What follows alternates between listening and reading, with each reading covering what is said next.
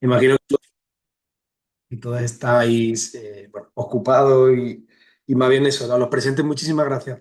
Bien, yo soy docente de la Universidad Católica desde hace 11 años y vengo a presentaros un curso práctico que de alguna manera proponemos no solo desde mi persona, sino desde el grupo de investigación que dirijo, que es el Laboratorio de Vivienda Social Sostenible de Guayaquil, de la Facultad de Arquitectura de nuestra universidad.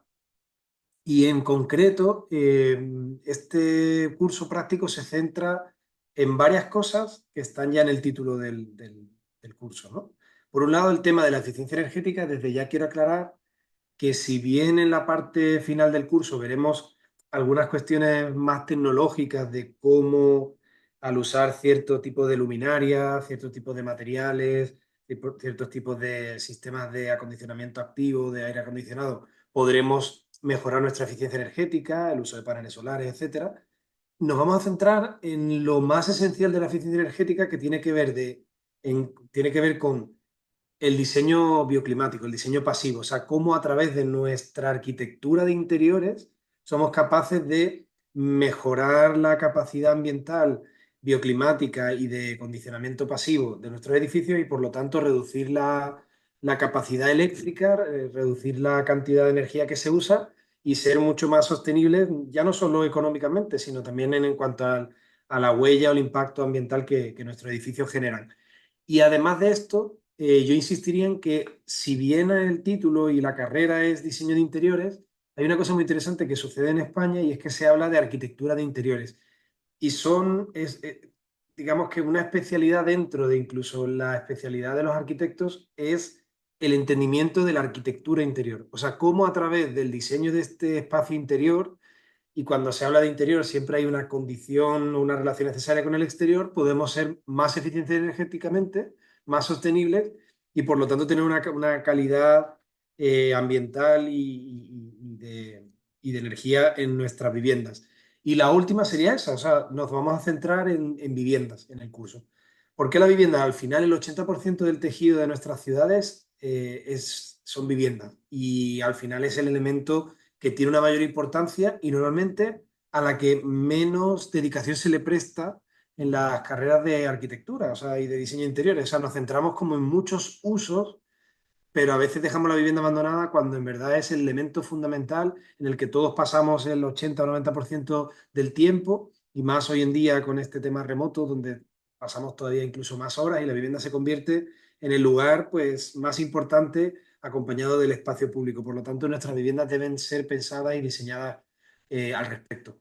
Voy a tratar de cumplir con esos 45 minutos, me va a costar un poquito porque quería presentaros bastantes cosas y que sirviera pues al final como un aperitivo para que os enganchéis, os interese el tema y podamos vernos en el curso práctico. Y lo he dividido en tres partes. Una primera parte donde quiero contaros lo que desde el grupo de investigación del Laboratorio de Vivienda planteamos y cuál es nuestro enfoque que tiene que ver con la sostenibilidad y que por lo tanto todas las viviendas que planteamos desde los laboratorios, desde los talleres de diseño con los estudiantes y en las tesis, todo tiene bastante que ver con esto, ¿no? Incluso el trabajo que hacemos con la empresa de vivienda, con la que tenemos un convenio, es para tratar de que estas viviendas sean más eficientes, ¿no? Y nos cueste menos dinero al final la planilla de luz al final del mes. Luego voy a contar algunas prácticas que yo he realizado personalmente para que veáis un poco cómo yo esto lo aplico en los proyectos. Va a ser muy rápido para, evidentemente, profundizar en el curso, si os interesa. Y finalmente, hablaros sobre el contenido, estructura y metodología en sí del curso para el que le interese, ¿verdad? Entonces empezamos con esta primera parte y el laboratorio de vivienda, al final, si queréis podéis seguir nuestra cuenta de Instagram, lo que tenemos es una visión de hacer viviendas más sostenibles. Nos centramos bastante en la vivienda pública, en la vivienda social, en el sentido de la que más necesita la gente de sectores socioeconómicos más bajos y que además suelen ser los que tienen menor renta y por lo tanto pueden pagar planillas de electricidad menores. Y aquí la eficiencia energética no es una opción, es algo obligatorio porque tenemos que pensar en viviendas que durante el 80% del año y durante el 80% del día puedan estar funcionando con una calidad ambiental interior adecuada sin la necesidad de prender un aire acondicionado o tener luz adecuada la mayoría del día para no tener que encender la luz artificial, ¿no? El laboratorio tiene además varios objetivos que tienen que ver con la práctica. Estamos desarrollando varios prototipos. Uno de ellos lo vais a poder ver pronto en la Facultad de Arquitectura, que es una unidad semilla incremental de vivienda con ecomateriales. Tenemos también la parte de docencia, como digo, todas las tesis y trabajos, que os voy a enseñar algunos ahora, enfocan la vivienda sostenible. Y luego tenemos proyectos de investigación que están en marcha que también pueden ser interesantes y que os puedo compartir cuando tengamos el curso, o que si alguno quiere unirse a alguno de ellos, pues podrá hacerlo, ¿no? Tenemos o queremos enfrentar la problemática real de Guayaquil y de la costa ecuatoriana y estos problemas a los que nos enfrentamos desde la vivienda, no pensar en una vivienda aislada de esta problemática, sino enfrentarla y entender que la seguridad, la informalidad, las ciudadelas cerradas, la inseguridad, todas estas cosas podemos enfrentarlas a través de esto, ¿no? Conceptos de vivienda de interés social sostenible. Y estos conceptos que vamos a manejar en el curso, que son 10, lo que hacen es agarrar los objetivos de desarrollo sostenible, que todos conoceréis, que son 17, y tratar de traducirlos, sintetizarlos y aterrizarlos en una cuestión del diseño de arquitectura que pueda permitirnos generar una vivienda mucho más sostenible, ¿no? Y son estos 10 que veis aquí, y que de alguna manera todos están interrelacionados de manera evidente, pero que cada uno de ellos se pueden analizar de manera separada para cuando nosotros estemos realizando nuestros diseños. Realmente da igual si hablamos de arquitectura exterior e interior, ¿no? Para mí es igual de importante una que otra, y una depende de la otra siempre, ¿no? Al final, para que el espacio interior sea adecuado, por más que lo diseñe bien, si no tiene una relación adecuada con el exterior, veremos que no va a estar bien diseñado. Entonces, esta sería una de las primeras, ¿no? El tema de la modulación. Vamos a trabajar con modulaciones que nos van a permitir trabajar con sistemas industrializados y prefabricados, con medidas que tanto en planta como en sección nos van a permitir ahorrar materiales y ser mucho más eficientes, y que van a permitirnos esa variabilidad, esa adaptabilidad en el tiempo o para diferentes usuarios, y nos van a permitir todas estas posibilidades donde nosotros al cliente le vamos a dar la opción de elegir y de casi participar en el diseño a través de esta modulación, que como digo no solo es en planta, sino también en sección, ¿no? Es tridimensional la modulación. Luego tenemos el tema de la prefabricación, que va muy unida y que tiene que ver con eso, ¿no? Con tratar de reducir la mano de obra in situ, reducir la cantidad de agua y por lo tanto ser más eficientes, porque la construcción, la arquitectura se convierte casi que en una especie de gran mueble que nosotros podemos armar casi que al estilo de IKEA, y que todo me va a permitir ser mucho más óptimo en el tiempo y tener una eficiencia de construcción en el que las piezas encajan, y de prefabricar ciertos elementos que podrán ser la estructura, podrán ser los paneles, o incluso en algunos lugares de Europa se hace, y por qué no tratar de hacerlo también en Ecuador, se podrían llegar a prefabricar, por ejemplo, un baño completo, ¿no? Que llega, se instala, se une a las instalaciones eléctricas y listo, ¿no?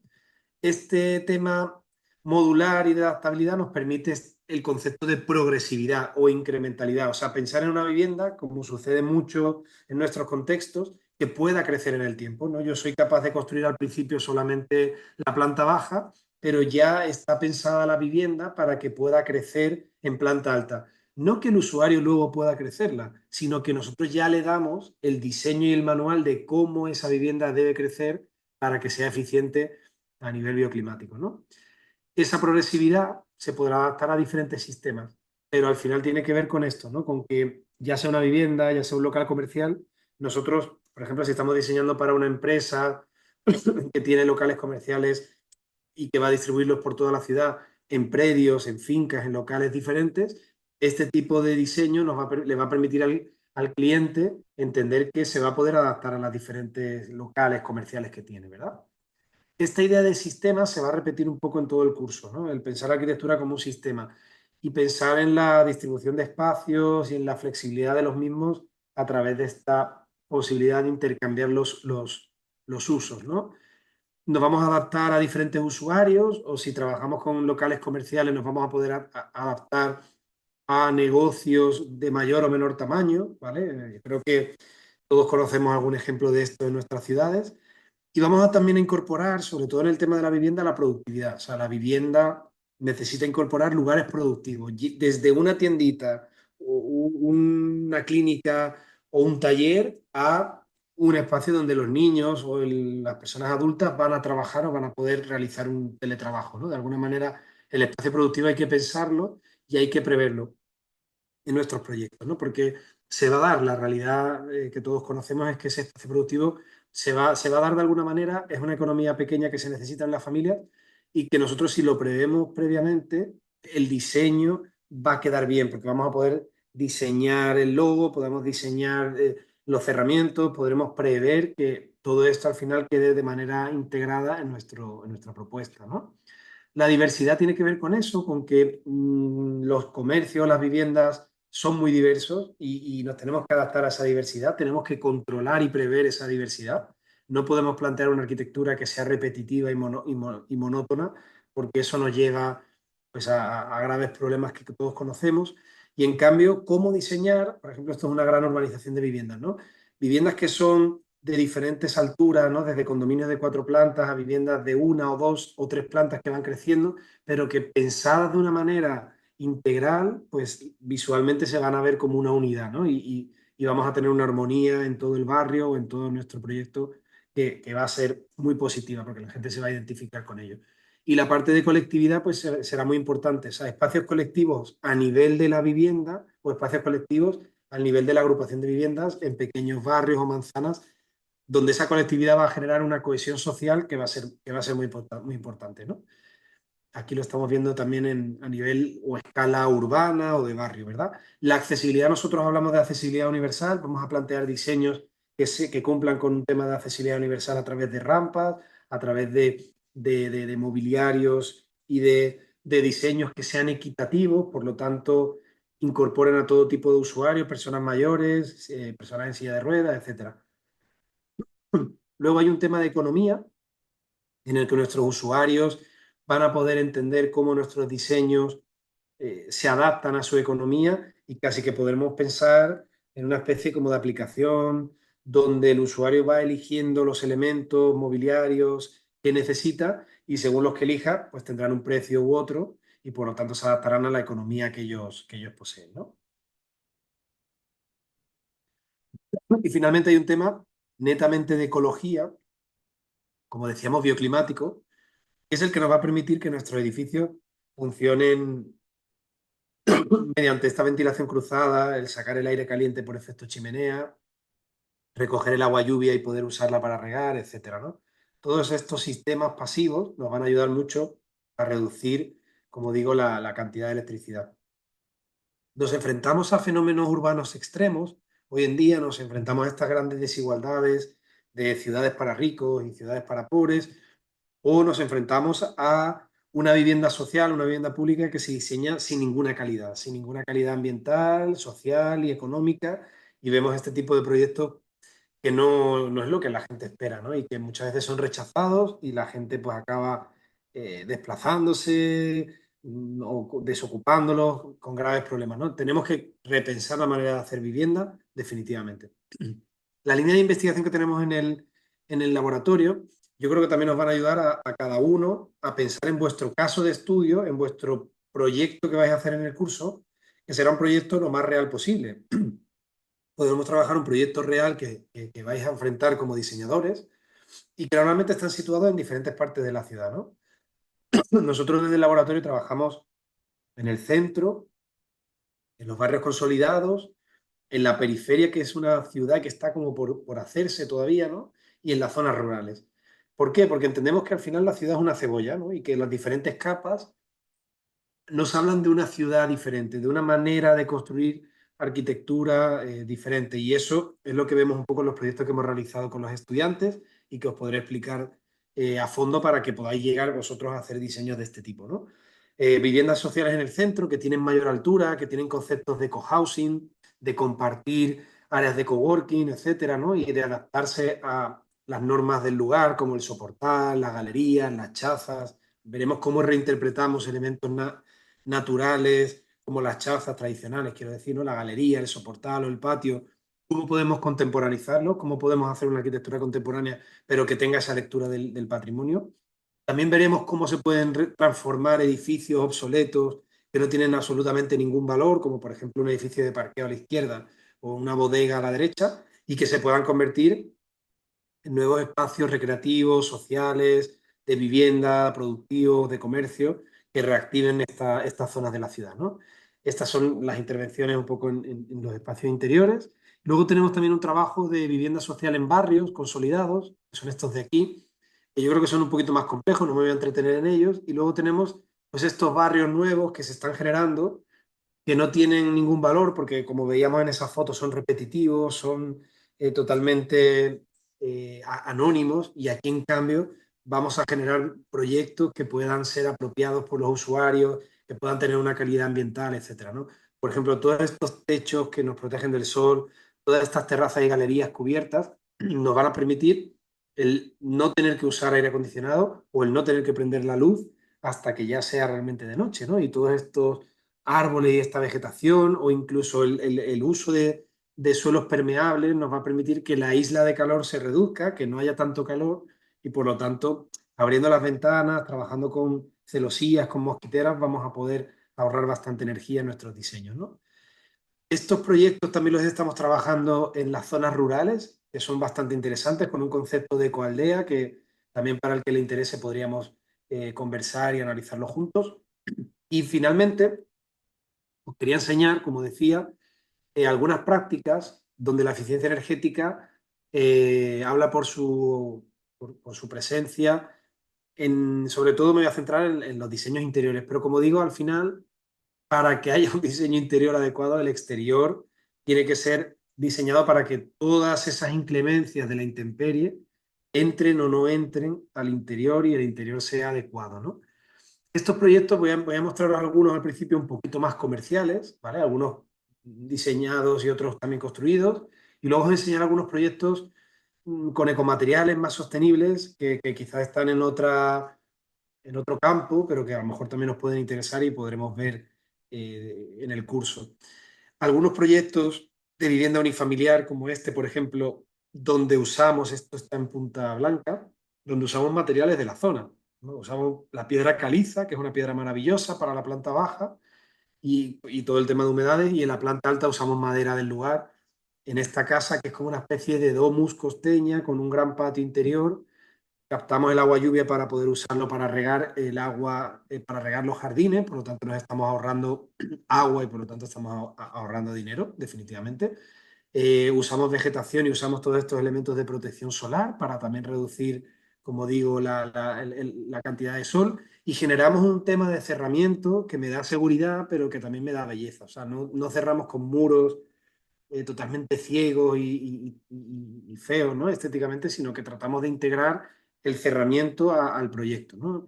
Entonces el cerramiento y las paredes interiores se convierten en una sola, se trabaja en este diseño interior totalmente integral, ¿no? Como con pocos materiales podemos ser muy económicos, pero generar una belleza estética en el que la piedra, la madera, ¿no? Y el hormigón y la madera pues sean los materiales que, prácticamente dejándolos vistos sin acabados, sino simplemente con un acabado de protección adecuada, puedan generar la propia arquitectura interior y el propio diseño interior, ¿no? Este gran patio, espacios muy flexibles, que el mobiliario esté incorporado en las propias paredes, que tengamos estas puertas plegables de chazas que me protejan del sol, etcétera, ¿no? Aquí estáis viendo cómo la pared exterior del muro, que es el de la derecha, y la pared de la vivienda tiene el mismo patrón. Por lo tanto, hay un diálogo en el que la casa se convierte en una sola, ¿no?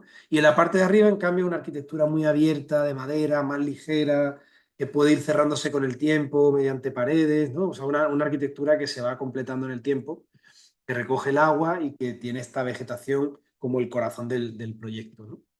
Como veremos en el curso, va a haber algunas estrategias que os voy a enseñar que tienen que ver con la concentración de los núcleos de servicio para que podamos reducir las instalaciones, optimizar el uso de las instalaciones sanitarias y eléctricas, la compactación de los espacios de almacenamiento que tanto nos piden los usuarios, que muchas veces no les damos y que luego se convierte en un problema, y nosotros lo que hacemos es ya preverlo y darle un lugar cercano a los núcleos de servicio que van a generar como unos paquetes o unas bandas de servicio que van a ayudar mucho para que los espacios sean muy flexibles, muy abiertos, y optimizar y aumentar la mayor cantidad de espacio útil para los usuarios, ¿no?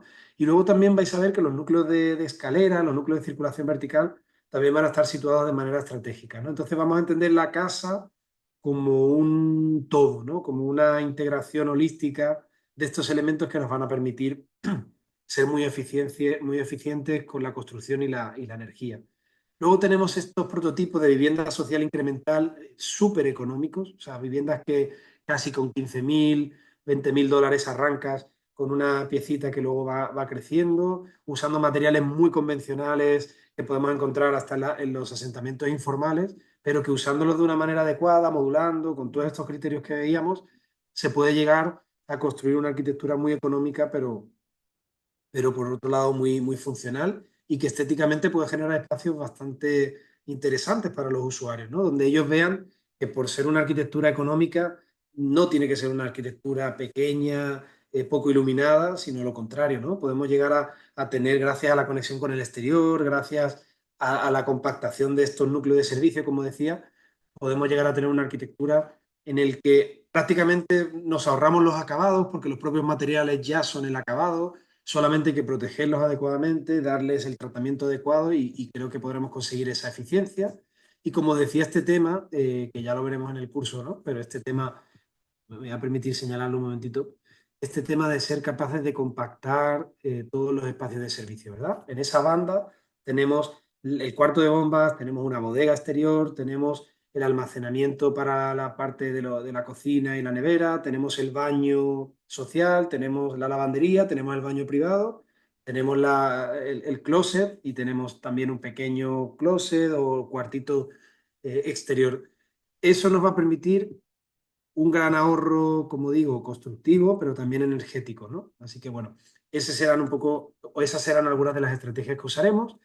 Algunas urbanizaciones que hemos diseñado que están en fase de construcción, donde de nuevo usamos estos elementos tradicionales, pero desde una construcción mucho más contemporánea y tecnológica, que son estos de aquí, vemos imágenes exteriores, imágenes interiores, espacios interiores donde incorporamos de nuevo estos pequeños patios que ya veíamos en las casas antiguas de las peñas, que me permiten sacar el aire caliente, refrescar y tener un aire, ¿no? Una ventilación cruzada y una capacidad de sacar el aire caliente que hace que la casa respire, ¿no? Nos encontramos con casas que todos conocemos en Guayaquil, muy largas, muy cerradas, que son calurosísimas, ¿no? Entonces, eso yo creo que lo podemos conseguir con estos diseños bioclimáticos y de nuevo también nos encargan una urbanización donde hay condominios y viviendas unifamiliares y cómo integrarlas armónicamente desde el diseño, ¿no? Vemos el condominio a la derecha y vemos las unifamiliares a la izquierda y están integradas porque tienen un mismo concepto, ¿no? Y eso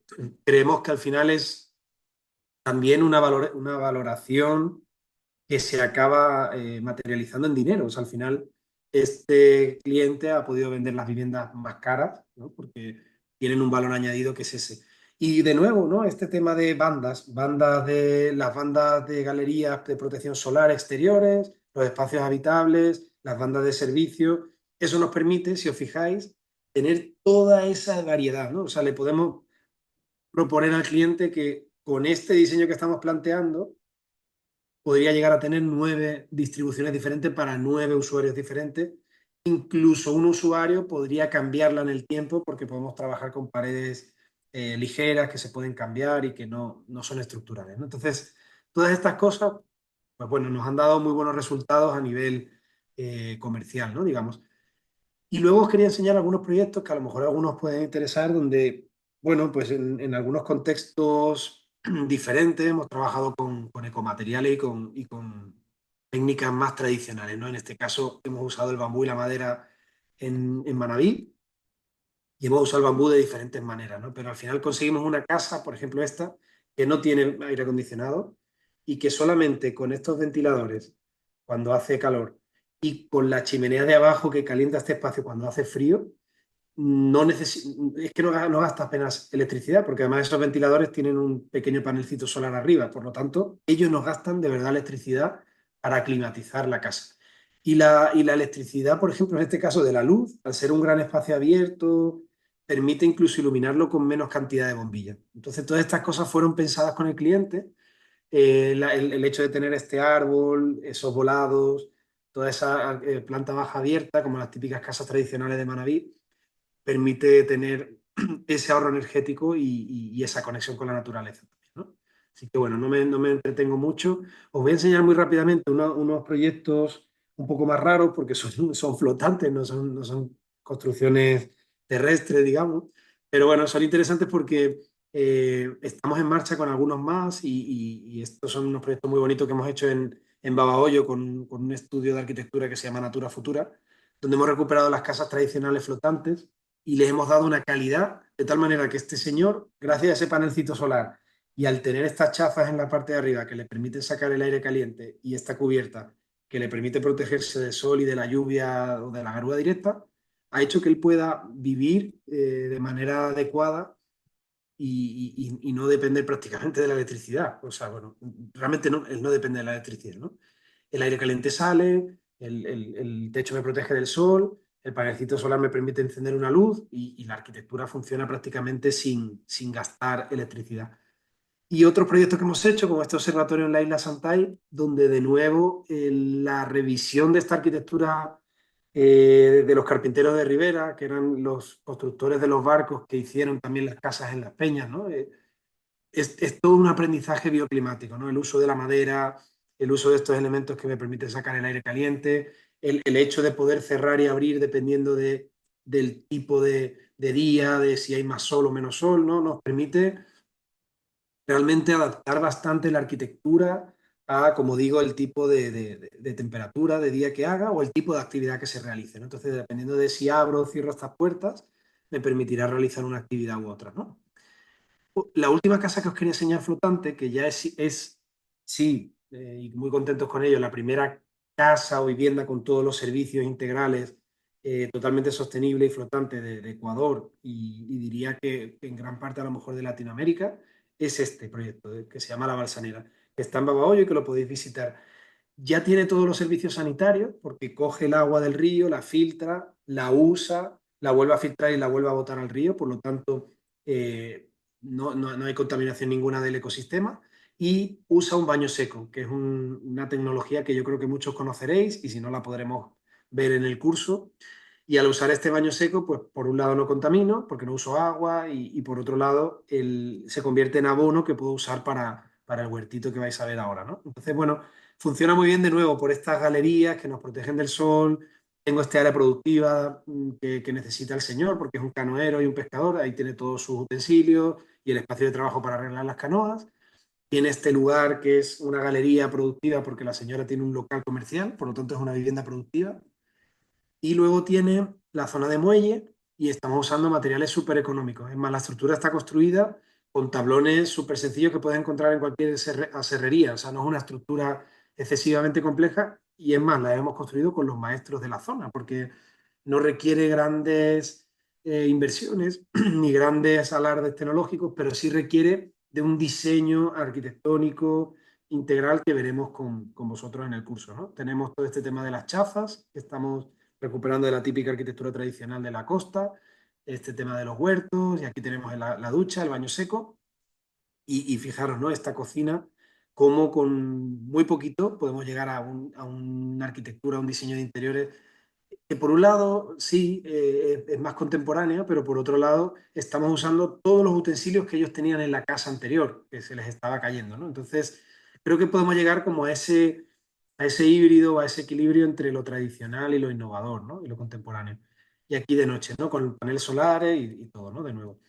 Y un último proyecto, este no es flotante, que también hemos hecho con Natura Futura y que, bueno, afortunadamente está teniendo muy buena acogida por parte de las tejedoras, que son esta fundación, bueno, la Fundación Yo Living y el grupo Las Tejedoras, que se trabajó con ellas un tema de nuevo de economizar al máximo las instalaciones eléctricas y prácticamente es un edificio que no necesita aire acondicionado gracias a este patio, gracias a los elementos de chaza, gracias al uso de ladrillo que también refresca los espacios, gracias a estas dobles alturas y a estos grandes techos altos que me permiten sacar el aire caliente, a tener unas grandes viseras para protegerme del sol, al uso de estos árboles que son unos guarumos que han crecido. Y, por ejemplo, una cosa que es de eficiencia energética pura es que usamos una vegetación que nos recomendó la Fundación La Iguana, que no necesita mantenimiento porque es vegetación nativa, por lo tanto no voy a gastar agua y por lo tanto va a ser un recurso súper, súper, súper de eficiencia energética, ¿no? Y el diseño de interiores, de nuevo, ¿no? Evitar los acabados, que los propios materiales se comporten como tal, valorar que el material sea un material eh, natural, a ser posible, y que exprese el material su textura, ¿no? Estamos como acostumbrados a ver esta arquitectura que se rellena siempre de alucubón y toda se pinta y toda se pone con acabados que se repiten como si fueran todos los lugares iguales y en cambio esto yo creo que le da su esencia, ¿no? O sea, cómo generar diseño de interiores que tengan esencia, que tengan vida. Y ya por último, no sé cómo iré de tiempo, pero bueno, eh, en el curso práctico en sí, ¿no? ¿En qué consiste? Bueno, pues vamos a ver este tema de las energías renovables, que yo creo que todos ya estamos bastante familiarizados, pero vamos a ver cómo lo podemos incorporar y cómo podemos llegar a tener en nuestros diseños sistemas mixtos, ¿no? Donde una parte a lo mejor de la energía es solar, eólica o, o biomasa o alguno de estos tipos de energía renovable y otra parte pues es suministro normal que nosotros cogemos de la cometida general, ¿no? Hay proyectos que estamos diseñando que incluso producen tanta energía que tú puedes donarla al sistema general de electricidad del país y eso te reporta un beneficio, de nuevo, económico y que al cliente le va a interesar, ¿no? Vamos a ver algunas cuestiones, como digo, sí, más técnicas, más tecnológicas. Incluso tendremos la participación de una ingeniera eléctrica especializada en sostenibilidad que nos va a poder hablar de cuestiones más técnicas, pero como digo, el enfoque o la visión general del curso va a tener más que ver con que en el diseño de esa arquitectura interior y en la calidad que tenga va a estar el gran ahorro energético, ¿no? Y que luego estos sistemas lo que van a hacer es complementar y ayudarnos y apoyarnos, pero que no es al revés, no es como diseño cualquier cosa y luego lo lleno de dispositivos y entonces las cosas se mejoran, ¿no? No, no es así, realmente. Entonces, bueno, veremos eso, ¿no? ¿Cómo puedo montar el ahorro energético en la vivienda? ¿Cómo puede ser la vivienda energéticamente más eficiente? Van a ser preguntas que nos vamos a plantear y que vamos a tratar de responder a través de nuestros diseños y que van a tener mucho que ver, como digo, en entender que el sistema de instalaciones, cuanto más compacto sea, va a ser mejor porque esa rigidez que tienen los núcleos de instalaciones, tanto hidrosanitarias como eléctricas, van a ser las que en cambio nos permitan esa mayor flexibilidad y adaptabilidad de los otros espacios, ya sea una vivienda o un local comercial, ¿no? Y nos basaremos también en algunos referentes latinoamericanos o incluso europeos de ciertas normas de certificación energética que son obligatorias en otros países, ¿no? Estos son documentos que usamos en España, donde hay un documento de ahorro de energía que hay que cumplir, ¿no? Y que está muy basado, como digo, en temas del propio diseño y no solamente del uso de un tipo de luz o el uso de un tipo de aire acondicionado o de un panel solar, ¿no? Sino también del propio diseño arquitectónico y del uso de los materiales, ¿no? Vamos a ver algunos ejemplos muy, muy, muy, ¿cómo diríamos? Muy innovadores, ¿no? Y relevantes en el contexto mundial que usan pues, todo un tema de eficiencia energética en la arquitectura de diseño de interiores. Y bueno, básicamente que esto es una información que yo creo que os van a poder compartir desde la Universidad Católica, en la cual tampoco me quiero entretener tanto, pero el objetivo general ya más o menos lo he mencionado, ¿no? O sea, es tratar de entender cómo podemos llegar a esta sostenibilidad real, cualitativa, que tiene que ver con la parte ambiental, económica y social, y que vamos a tratar de cumplir a través de estos 10 conceptos de vivienda sostenible. Luego los objetivos específicos. Va a ser sobre todo un recorrido desde lo teórico a lo teórico práctico, a la pura práctica, ¿no? Y cómo iremos aplicando un poco todo lo aprendido en las clases, en nuestro diseño, en nuestros casos de estudio. También analizaremos tipologías que nos van a ayudar bastante, no solo las que yo voy a mostrar en clase, sino algunas que os daré en un listado para que podáis analizarla y de ellas sacar criterios y estrategias que podéis aplicar en vuestras propuestas y finalmente, pues sí, ¿no? Desarrollar algunas propuestas eh, que a mí me gustará que sean reales, ¿no? Que incluso sean cosas que estéis vosotros realizando en vuestra práctica profesional o académica y que pueda yo de alguna manera ser un asesor o un apoyo en ellas, ¿no?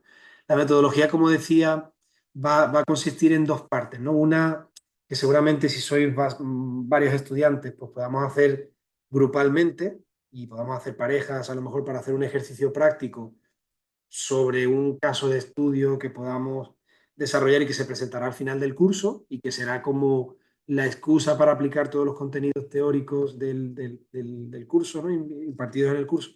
Y una parte individual que será como una especie de pequeño ensayo crítico donde pondremos a prueba el que de verdad hemos aprendido estos contenidos teóricos y de alguna manera sustituir el examen, ¿no? Evitar el examen, que a mí me parece que en estos cursos no es una herramienta adecuada de aprendizaje, sino más bien expresaros vosotros desde el punto de vista crítico sobre cómo entendéis estos contenidos teóricos aplicados a la realidad, ¿no?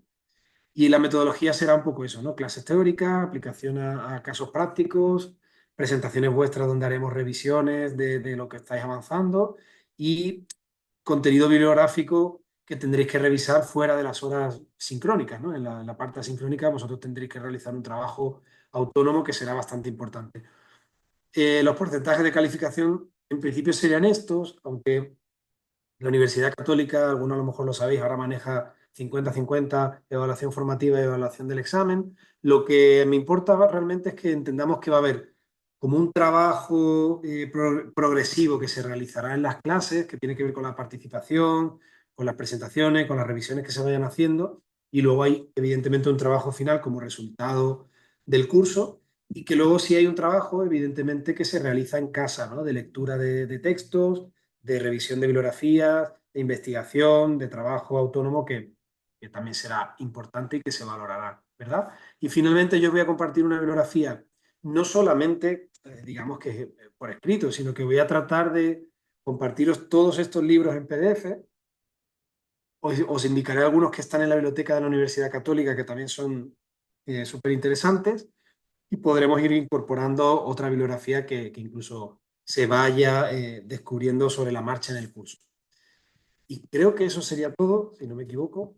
Sí, eso sería todo. Recordaros eso, ¿no? Que el curso de eficiencia energética en el diseño de interiores se va a centrar un poco en estos criterios de sostenibilidad que nos van a permitir generar esta eficiencia energética a través del diseño arquitectónico y que podrá ser complementada por dispositivos tecnológicos que nos van a ayudar a ello y que finalmente este trabajo lo podéis ver en el laboratorio de vivienda, que tenéis un poco ahí a la izquierda la cuenta de Instagram, que podéis seguir. Podéis ver algunas de estas prácticas que he realizado y que os contaré en la cuenta del estudio que dirijo o en mi cuenta personal, que también publico los proyectos. Y finalmente, bueno, pues este último de textos críticos son reflexiones sobre la arquitectura contemporánea ecuatoriana, mucha de la cual lo que está haciendo es eso, es haciendo una calidad de arquitectura que se basa en comprender mejor cómo era la arquitectura tradicional y popular, que tiene un gran conocimiento e inteligencia en el uso de la energía y que se está perdiendo, ¿no? Y que gracias a estos estudios de arquitectura yo creo que se está recuperando y que se puede aplicar de alguna manera también en la arquitectura comercial o más convencional del día a día. Creo que eso sí sería todo, efectivamente, sí. Así que bueno. Muchísimas gracias, Juan Carlos, por la intervención. Bueno, vamos a empezar con las preguntas y respuestas de esta conferencia y yo tenía algunas preguntas que previamente ya el público había hecho y una de ellas es, ¿cuáles son los desafíos más comunes al diseñar interiores sostenibles y cómo se pueden superar? Bien, como digo, Saria, este tema, lo que vamos a tratar en el curso es de evaluarlo desde unas herramientas incluso cuantitativas, es decir, herramientas que nos van a permitir medir esta calidad del espacio interior bajo el paradigma o el concepto de la sostenibilidad, ¿no? Normalmente nos encontramos hoy en día con lo que se le llama mucho greenwashing, ¿no? O sea, mucha gente que usa el concepto de sostenibilidad o el tema verde o el tema ecológico y realmente si nos paramos a analizar esos proyectos no lo son, ¿vale? No, no por usar madera voy a ser más sostenible o poner una cubierta verde o una fachada verde. Más bien, esas son a veces soluciones que pueden dar más problemas y que pueden ser mucho menos sostenibles que otras eh, más convencionales a priori. Entonces, esa va a ser una de las cosas que vamos a trabajar en el curso. Vamos a trabajar con herramientas y criterios que nos van a permitir cuantificar esta calidad y ser capaces de, con nuestros clientes, poder evaluar soluciones que sean de verdad sostenibles y eficientes energéticamente a través de nuestros diseños, sin la necesidad de caer digamos que en propuestas que puedan parecer sostenibles, pero no lo sean, ¿vale? Entonces creo que eso va a ser una de los mayores aportes del curso, la capacidad, o sea, la capacidad de encontrar herramientas y metodologías que nos permitan de verdad generar entornos de diseño interior que sean sostenibles y eficientes energéticamente. Bien, muchísimas gracias. Hay otra pregunta que me pareció súper interesante y quisiera, ¿no? Que desde ya tu experiencia y desde tu perspectiva nos puedas ayudar respondiendo. Y es, ¿cómo se puede educar a los clientes sobre los beneficios de un diseño interior sostenible y convencerlos de adoptar estas prácticas? Es una pregunta súper buena. Me parece que es la pregunta del millón, porque no he tenido tiempo, porque la presentación quería ser un poco breve, pero en el curso sí vamos a tener tiempo de comentaros bastantes cosas sobre estas propuestas que os mostraba. Por ejemplo, en la casa flotante de la Balsanera, el trabajo para mí más importante y el éxito de estos proyectos es que hay toda una transferencia de conocimientos donde ellos aprenden a usar este baño seco, donde ellos aprenden a usar los huertos que van a permitirle generar alimentos orgánicos para su negocio, que le van a permitir reponer y mantener los materiales que se están usando. Es que la madera se daña, es que no, realmente no, realmente si está protegida y si le da un tratamiento y un mantenimiento en este caso, cada 6 meses, va a durar 30 años perfectamente. Puede durar lo mismo que el hormigón y lo mismo que el metal. Incluso en muchos lugares, como en la costa ecuatoriana, es mejor usar madera y bambú bien protegido que en metal, porque el metal se corroe y si se corroe afecta a la estructura.